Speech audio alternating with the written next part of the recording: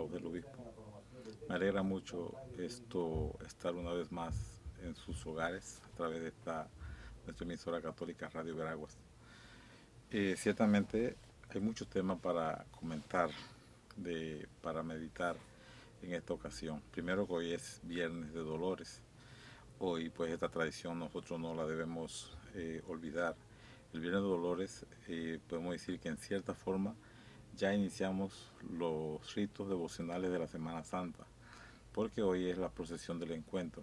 Creo que en todas las parroquias se realiza esta procesión, en la mayoría de las parroquias se realiza esta procesión. Incluso hoy los seminaristas que hacen el Vía Crucis a las 4:30 también pues me decían que hoy tienen la procesión del encuentro. Y ciertamente en los seminarios, el seminario es importante porque hay tradiciones que no se pueden eh, olvidar entre los seminaristas. Yo, por ejemplo, quisiera a partir de este año pues también que la devoción del primer viernes también se haga. ¿Por qué? Porque esto se está perdiendo. Y son las maneras, las formas como la gente también se va adhiriendo y se va haciendo parte de la iglesia. Estas actividades que nosotros celebramos. Entonces de repente sale un seminarista del seminario y dice, hoy es Viernes de Dolores, hoy es la procesión del encuentro, y no saben qué es la procesión del encuentro. Entonces es importante que tengamos en cuenta que la iglesia tiene una tradición muy rica, una tradición que tenemos nosotros que vivir y tenemos que hacer partícipe a nuestra gente, porque no solamente para que el sacerdote la viva y la celebre, sino también para que el pueblo de Dios se llene espiritualmente. No es una devoción que nos aparta de nuestra vida eh, natural, sino que nos lleva a llenar ese vacío que el ser humano tiene, que es la falta de Dios. Hay mucha gente que sufre, hay mucha gente que pasa trabajo y, y podemos decir que una de las cosas que la iglesia nos regala es precisamente tanta vida espiritual. Mucha gente equivocadamente busca llenar su vida a través de unas opciones que nos ofrece el mundo, como el yoga, como tantas otras cosas que dicen, no, no, esto no es malo.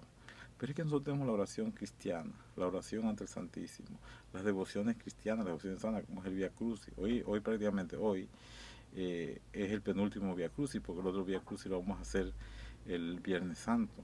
Entonces, durante toda la cuaresma, los viernes, que son 4 o 5 viernes, perdón, son más, como 6 viernes, pues está la devoción de, de celebrar el Via Crucis. Entonces, yo creo que es meditar en la pasión del Señor. Entonces, hoy es un día importante, Viernes de Dolores, no lo podemos olvidar, Viernes de Dolores, donde celebramos, rezamos la pasión del Señor. También pues ya, nada más quedan 2 días, el Domingo de Ramos inicia la Semana Santa. El Domingo de Ramos pues con la entrada de Jesús a Jerusalén, la entrada de Jesús triunfante a Jerusalén. Entonces es importante que nosotros entendamos también meditar este hecho, este acontecimiento importante de que Jesús entra con gozo, con triunfo a la Jerusalén celestial. Entonces, es importante que nosotros vivamos este acontecimiento con fe y con devoción, porque el Señor pues quiere quedarse con nosotros, quiere estar con nosotros, y por eso le acompañamos en su entrada triunfal a Jerusalén. Hay una cosa, por ejemplo, que sí es interesante, porque el pueblo le aclama, pero luego al final pues lo abuchea y pide pues su crucifixión, aunque no es el mismo pueblo, porque el pueblo sencillo, el pueblo humilde, siempre va a tener necesidad de Dios. El pueblo a veces que va creyéndose que es importante, creyéndose que ocupa un lugar importante, pues este pueblo no tiene, cree que no tiene necesidad de Dios. Entonces eso es lo triste. Nosotros, en nuestra vida, ¿tenemos necesidad de Dios? Yo creo que sí, sí tenemos necesidad de Dios. ¿Y cómo lo llenamos? Pues a través de la Eucaristía, a través del rezo del rosario, a través de tantas cosas que hacen, que necesitamos para llenar ese vacío que tenemos y que el Señor quiere pues que ese vacío sea llenado. Necesitamos nosotros ir haciendo las cosas correctamente y cumpliendo pues la voluntad del Señor en nuestras vidas. También es importante y quiero pues llamar la atención sobre dos sacerdotes que nos han dejado, dos sacerdotes que se han ordenado en la Catedral de Santiago, el padre Miguel Pomares y el padre Pedro Jorge Bosch. El padre Pedro, holandés, el padre Miguel Pomares, ninguno de los dos panameños, porque el padre Miguel Pomares nació en San Andrés, Colombia, y pues se vino a vivir a La Chorrera, y de La Chorrera vino al seminario acá a Santiago a pedirle a Monseñor Dima pues, que quería ser sacerdote, y Monseñor lo mandó a Costa Rica, se formó en Costa Rica, y luego vino acá a Santiago, y digo, acá en Santiago se ordenó, y sirvió a Santiago por muchos años. Creo que más de 40 años de sacerdocio, creo que quizás más de 20 años lo hizo aquí en Santiago, el resto pues ya pues se fue a Panamá y allá ha estado durante todo este tiempo y murió pues el día sábado pasado, y el día miércoles yo la acompañé en la Eucaristía que se celebró en la Catedral Metropolitana, y luego ayer pues el entierro, el jueves el entierro en La Chorrera también con una Eucaristía. Entonces, ¿qué es importante de todo esto? Importante de todo esto es ver la trayectoria del padre Miguel Pomares. El padre Miguel Pomares trabajó aquí en Santiago, y una de las cosas que destaco de él es precisamente lo que se le encomendó desde el principio. Monseñor Dima le encomendó los grupos juveniles, y eso fue una pasión. O sea, la pastoral juvenil fue una pasión para el padre Miguel, encontrarse con los jóvenes, reunirse con los jóvenes, animar a los jóvenes de aquel entonces. Entonces el padre Miguel se dedicó a eso de lleno. Luego Monseñor Brown le envió a estudiar matrimonio y familia en Valencia, España, y allá estuvo 3 años en una parroquia, y de allí entonces, que yo recuerdo que fuimos en una ocasión a visitarle, yo fui a visitarle, y también en una parroquia que estuvimos el día allá, pasamos el día con él, y luego regresamos a Madrid, queda como a 4 o 5 horas creo en tren de Madrid a Valencia, donde él estaba. Porque siempre para mí pues me unía una cercanía al Padre Miguel. Él fue mi padrino de ordenación diaconal. Y cuando yo era seminarista, luego de diácono, luego de sacerdote, siempre pues pasaba por su parroquia, que era Cañaza. Cuando era seminarista, él estaba, él colaboraba en la parroquia de San Juan, y también era como parte del equipo formador, director espiritual del seminario menor San Liborio. Y allí pues lo conocimos, allí nos apoyó, allí estuvimos compartiendo con él pues tantos momentos especiales. Pero yo cuando venía hacia acá Radio Veragua recordaba, digo, ¿cuántos lugares visitó Miguel en Cañazas? Pues hay muchos lugares donde él pasó, celebrando la Eucaristía, predicando la palabra de Dios, bautizando niños. Recuerdo, por ejemplo, que él iba al Vale. Recuerdo, por ejemplo, que él iba a las comunidades de los valles, Alto Ibala, Tolecillo, a todas estas comunidades que tiene Cañaza, pues él las visitaba. Incluso la parte esta de acá, del Vale, que ya después hizo parte de, primero y ahora el Vale es un centro. Cañaza estaba construido por todo el distrito de Cañaza, que formaba pues también el Vale, y también iba hasta Agua de Salud, que eso ya pues en cierta forma forma parte de la comarca. Todo eso pertenecía, no había carretera, había que ir en caballo. Sabe que Padre Miguel no estaba acostumbrado a andar en caballo o caminando, y él pues, aunque no estaba acostumbrado a andar en caballo, se montaba a caballo y iba en caballo y llevaba la palabra de Dios. Posteriormente, cuando vino, pues estuvo un tiempo aquí, estuvo en Catedral de Párroco, y de allí entonces ya decidió pues irse a Panamá. Estaba trabajando en el Seminario Mayor, enviado por Santiago, Seminario Mayor San José. Estuvo un tiempo ahí como formador, y luego pues decidió ya quedarse en Panamá. Allá tenía un hermano que necesitaba de su cuidado, allá tenía también pues su mamá, creo que también necesitaba de su cuidado.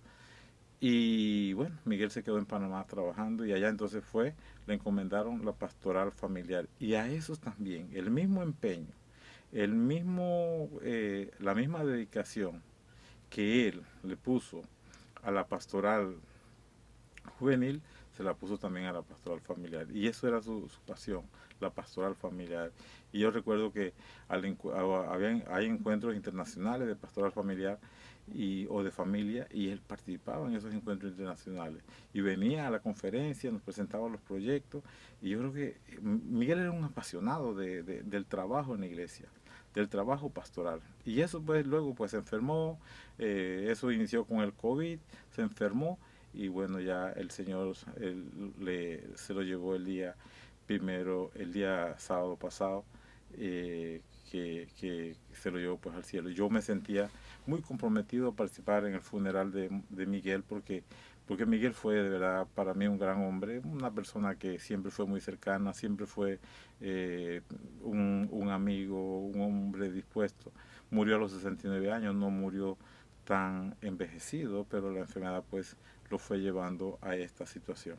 Y me alegro mucho ver también gente de Cañazas. Yo creo que a pesar de que trabajó en San Juan, a pesar de que trabajó en Catedral, sin embargo, de Cañazas sí fue un bus allá al funeral, allá a La Chorrera. Pero también en la Catedral me encontré con gente de Cañazas, la familia Ponte, la familia, creo que Pineda, de la profesora Denis y de Gita. Estaba también el señor Juanito Brea de Cañazas, estaban también los hermanos Franklin y Gema Clavel, bueno, quizás mucho más gente que yo no conozco, pero allí estaban acompañando también pues a Miguel. Yo creo que eso es muy bonito, que el pueblo de Dios se sentía esa relación de acompañar. Pero también pues el día que iba para Panamá, me escribieron pues padre Pedro está grave. Al ratito me escribieron el padre Pedro ha muerto. Ok, ya pues el miércoles murió el padre Pedro, los funerales serán mañana sábado. Y qué importante es, queridos hermanos, también el ministerio apostólico del padre Pedro.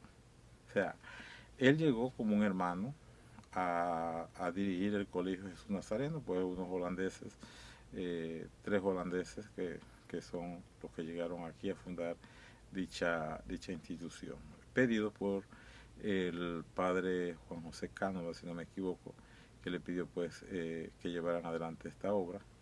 Y el padre Pedro, pues creo que fue el que más ha durado de ellos, porque duró hasta 96 años, si no me equivoco, cumplía el padre Pedro. Pero muchas personas pues lo consideran como un hombre de Dios, como un hombre santo. Pero yo sí tengo que admirar en el padre Pedro, y es la capacidad que tenía el padre Pedro de dedicarse a un ministerio, a un sacramento, sacramento de la confesión. A esto le dedicó tiempo, y muchos fuimos beneficiados de acercarnos a él y pedirle que nos diera ese sacramento de la confesión. Como muchas personas, cuando ya él estaba bien, pues ya últimamente ya pues el padre Pedro no estaba del todo bien, pero muchas personas llegaban a Atalaya, al colegio, a pedirle el sacramento de la confesión al padre Pedro.